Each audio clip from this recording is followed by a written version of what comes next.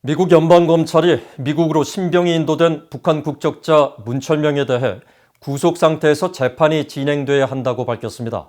또 재판 진행 과정에서 드러나게 될 관련 증거들이 매우 민감한 만큼 북한 정권과 관계된 인물들이 변호인단으로 참여할 수 없다는 내용을 담은 문건도 제출했습니다.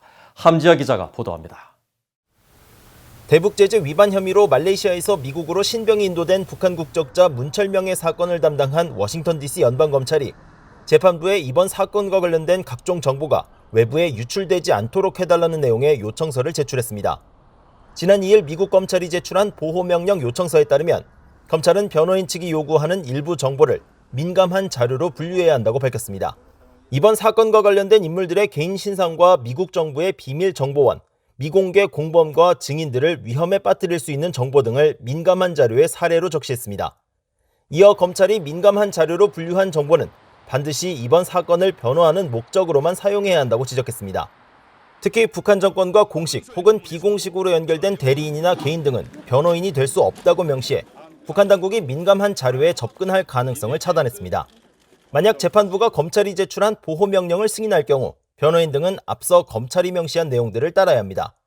문철명은 지난 2019년 5월 돈 세탁 등 6개 혐의로 미국 법원에 기소됐으며 당시 머물던 말레이시아에서 체포돼 지난달 미국으로 신병이 인도됐습니다. 미국 법무부는 문철명의 미국 도착 후 발표한 보도자료를 통해 북한 국적자가 미국으로 인도된 첫 사례라고 밝혔습니다. 이런 가운데 검찰은 보호명령 요청과는 별도로 문철명이 계속 구속 상태에서 재판을 기다려야 한다고 밝혔습니다. 문철명의 도주 우려가 큰 만큼 재판부가 그에 대한 미결 구류를 명령할 것을 요청한다는 겁니다.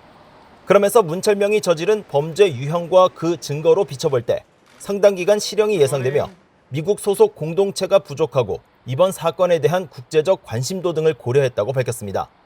검찰은 또 문철명이 북한 국적자란 사실을 들며 외국 정부에 의해 잠재적으로 지시를 받거나 통제를 받는 임무를 풀어줄 경우 미국 지역사회에 위험을 줄 수 있다고 밝혔습니다. 통상 미국의 연방형사법원은 피의자 구속 이후 최종 선고가 이뤄지게 될 재판일 이전까지 피의자를 구금 상태로 둘지 여부 등을 결정하고 피의자들은 보석금을 내거나 가택연금 등 특정 조건을 승인받아 구치소 구금을 피할 수 있지만 현재로선 재판부가 문철명을 풀어줄 가능성은 낮은 것으로 보입니다. BOE 뉴스 함지아입니다.